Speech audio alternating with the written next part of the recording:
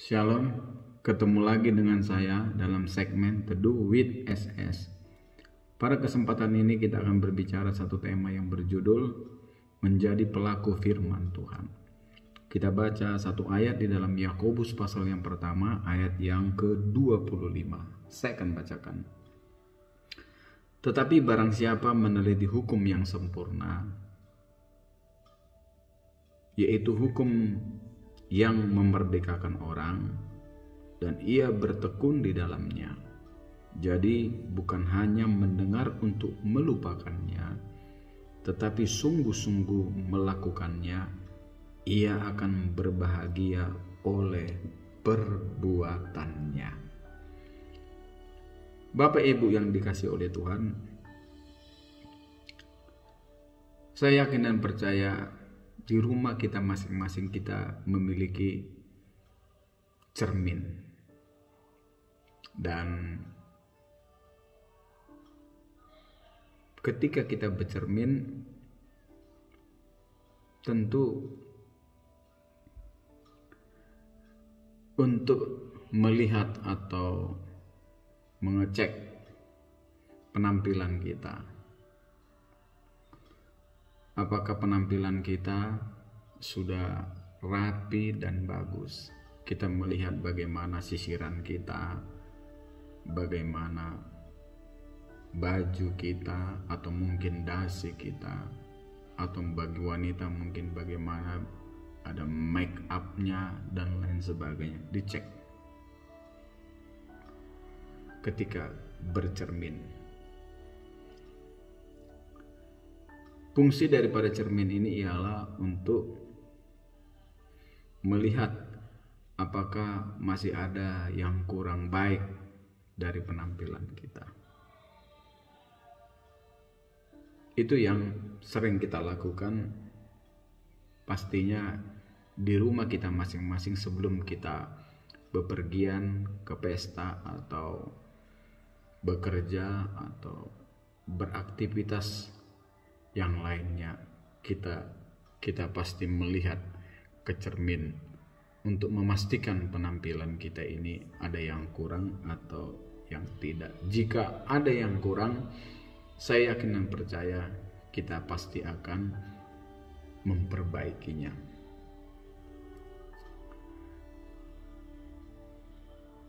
Kalau kita tidak memperbaikinya, tentu sia-sia kita bercermin. Untuk apa kita bercermin? Kalau melihat sesuatu yang kurang dari penampilan kita, lantas kita tidak memperbaikinya, itu adalah hal yang sia-sia. Demikian juga Yakobus mengatakan bahwa membaca atau mendengar firman Tuhan tanpa melakukannya dikatakan sama seperti kita sedang bercermin lalu melupakannya. Yang seharusnya kita melihat, membaca, mendengar dengan sungguh-sungguh dan melakukannya.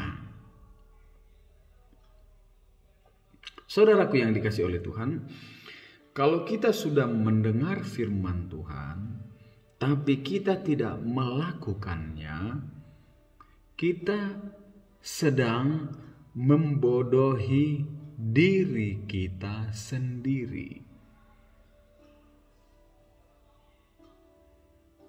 Tetapi sebaliknya, jika kita mendengar dan melakukan firman Tuhan, maka kita dikatakan akan bahagia. Kenapa bahagia? Sebab di sana ada janji berkat, ada janji kelimpahan, ada janji penyertaan Tuhan, ada janji damai sejahtera, ada janji perlindungan dan lain sebagainya ketika kita melakukan firman Tuhan. Janji-janji itu akan digenapi dalam kehidupan kita orang percaya, sehingga kita menjadi orang yang berbahagia. Saya mengatakan di status saya hari ini bahwa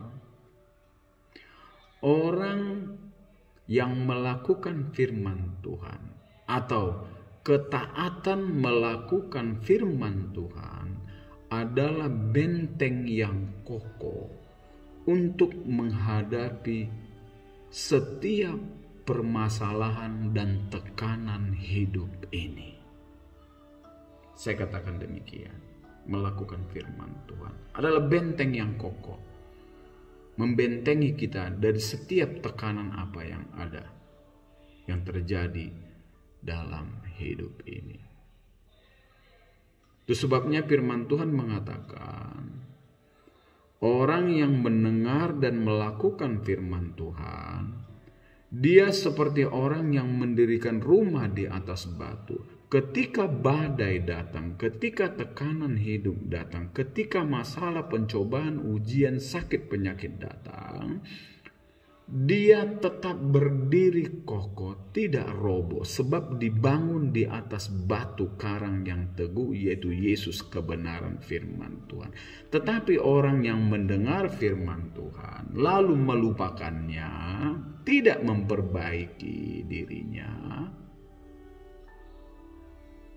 maka persoalan hidup, tekanan hidup, masalah, ujian, pencobaan akan menghantam dia sehingga dia roboh dan hebatlah kerusakannya. Saya mau katakan pada kesempatan ini, orang-orang yang tidak kuat menghadapi tantangan hidup adalah orang-orang yang membangun rumahnya di atas pasir, atau orang-orang yang tidak menjadi pelaku firman Tuhan. Tetapi sebaliknya, orang yang menjadi pelaku firman Tuhan, sekali lagi saya katakan, sekencang apapun badai itu, dia akan tetap kokoh berdiri. Kita melihat anak-anak Tuhan, orang-orang Kristen, kalau dia tetap kuat tegar di tengah situasi yang gawat seperti saat ini, berarti dia pelaku firman Tuhan. Kalau tidak, dia pasti roboh. Dan di dalam melakukan firman Tuhan ini ada kasih. Ini yang harus kita garis bawahi, harus ada kasih. Saya katakan kepada istri dan anak saya dan jemaat-jemaat yang saya layani, hiduplah dengan kasih, sebab kasih menutupi banyak dosa. Sebab kasih yang akan menolong kita dari kesukaran-kesukaran hidup ini. Kasih itu dapat menembus batas akal logika kita. Melakukan firman dan kasih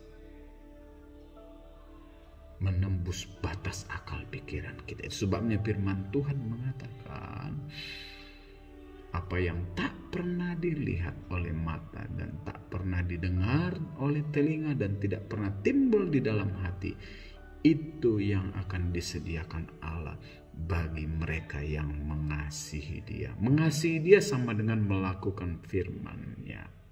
Artinya apa? Menembus batas akal manusia. Itu yang disediakan. Sekali lagi saya mau katakan pada kesempatan ini, mari kita menjadi pelaku firman dan dilandasi dengan kasih.